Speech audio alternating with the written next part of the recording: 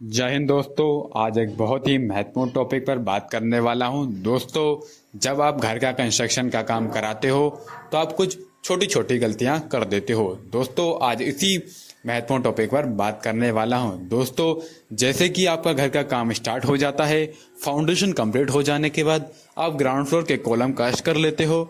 उसके बाद जब स्लैब का काम आता है तो आपको कुछ डाउट्स रहते हैं, जैसे कि स्लैब की हाइट क्या रखें, स्लैब के शटरिंग का जो बॉटम होता है वो कितना रखना चाहिए। कुछ बहुत सारे छोटे छोटे बातें होती है, टॉपिक होते हैं जिसके आपके माइंड में आते हैं। तो दोस्तों, बात करता हूँ स्लैब हाइट की। सबसे पहले दोस्तों, जब आप स्लैब हाइट रखें तो ग्राउंड फ्लोर स्लैब की हाइट आप 10 से 11 फीट रख सकते हो। ये आप पर डिपेंड करता है। दोस्तों, 10 से 11 फीट आप स्लैब हाइट रख सकते हो। उसके बाद दोस्तों, आप शटरिंग लगाते हो। दोस्तों, आप शटरिंग लगाने में कुछ महत्वपूर्ण बातों का ध्यान रखना चाहिए दोस्तों, क्योंकि शटरिंग फेलियर होने का चांसेस स्लैब के दौरान तो बहुत बार देखा गया है, बहुत बार हुआ है।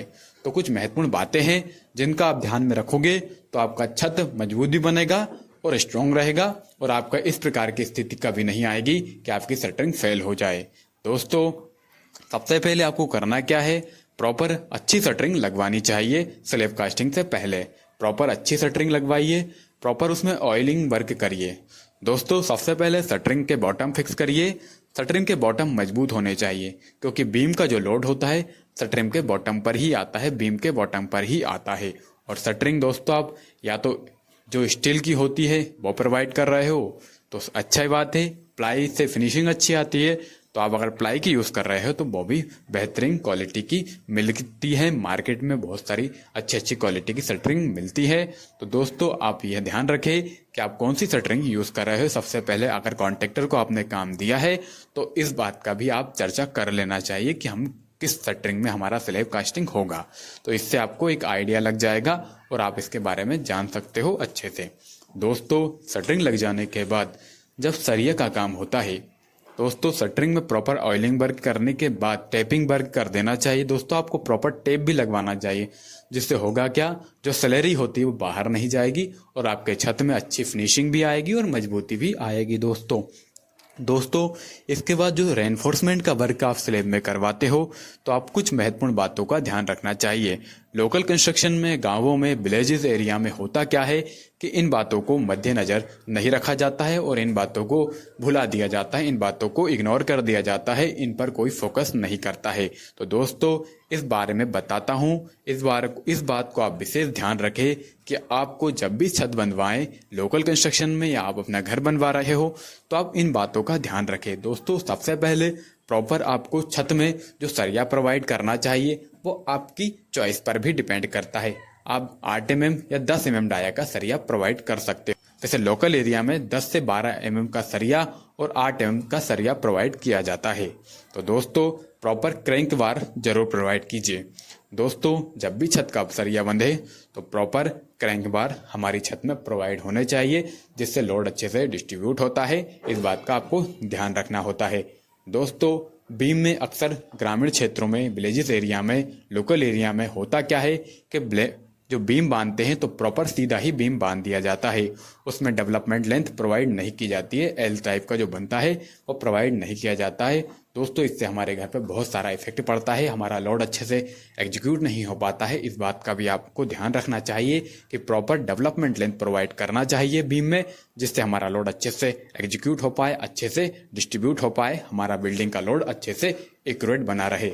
दोस्तों, इससे आपके छत में भी मजबूती आएगी, आपका बीम भी मजबूत बनेगा। दोस्तों, इस बात का भी आपको विशेष ध्यान रखना चाहिए छत बनवाते समय। दोस्तों, बाइंडिंग वायर बहुत प्रॉपर अच्छे से बाइंडिंग वायरिंग से आपको बंधवाना चाहिए। कुछ लोग जल्दी काम कराने के चक्कर में बाइंडिंग वायर कहीं कहीं छोड़ के चले जाते हैं, बांधते नहीं है। तो दोस्तों, इस बात का भी आपको ध्यान रखना चाहिए। दोस्तों, जो बीम होता है प्रॉपर अल्टरनेट, जो आपके स्टीरप्स होते हैं, जो लेटेटाइज होते हैं, जो रिंग होते हैं, प्रॉपर अल्टरनेट होने चाहिए। दोस्तों, इस बात का भी आपको विशेष ध्यान रखना चाहिए जब स्लैब की बंधाई होती है, शटरिंग की सरिये की बंधाई होती है, जब सरिया बांधता है बारवेंडर। तो दोस्तों, इस बात का भी आपको ध्यान रखना चाहिए। दोस्तों, इसके साथ साथ आपको इस बात का भी ध्यान रखना चाहिए कि जो कवर ब्लॉक होते हैं प्रॉपर कवर ब्लॉक प्रोवाइड करना चाहिए छत में, जिससे हमारे छत और शटरिंग के बीच कोई गैप हो जाता है, जिससे हमारा सरिया शटरिंग में प्रॉपर सटता नहीं है और हमारी छत मजबूत बनती है और हमारा सरिया नीचे से दिखाई नहीं देता है। नहीं तो कुछ कुछ केसों में होता क्या है कि कवर ब्लॉक बिना प्रोवाइड किए ही छत की कास्टिंग हो जाती है, तो जिससे हमारा सरिया नीचे झलकता है और हमारी छत भी डिफॉल्ट हो सकती है, गिरने का चांस बढ़ जाता है और कमजोर रह जाती है। दोस्तों इस बात का आपको ध्यान रखना चाहिए। कम खर्चा होता है, कवर ब्लॉक लाइए और जरूर प्रोवाइड करिए दोस्तों, इससे आपका घर मजबूत बनता है, इसकी भी आपको ध्यान रखना चाहिए। दोस्तों और बहुत सारी महत्वपूर्ण बातें हैं जिनको आपको ध्यान रखना चाहिए। कास्टिंग के दौरान प्रॉपर आपको वाइब्रेटर का यूज़ करना चाहिए, जिससे आपका छत मजबूत बनता है। बीम में प्रॉपर वाइब्रेटर यूज़ करिए दोस्तों, जिससे आपका बीम भी मजबूत बनेगा। दोस्तों प्रॉपर कास्टिंग के दौरान आपको इस बात का ध्यान रखना चाहिए, अच्छे से मिक्स कंक्रीट को यूज़ करना चाहिए।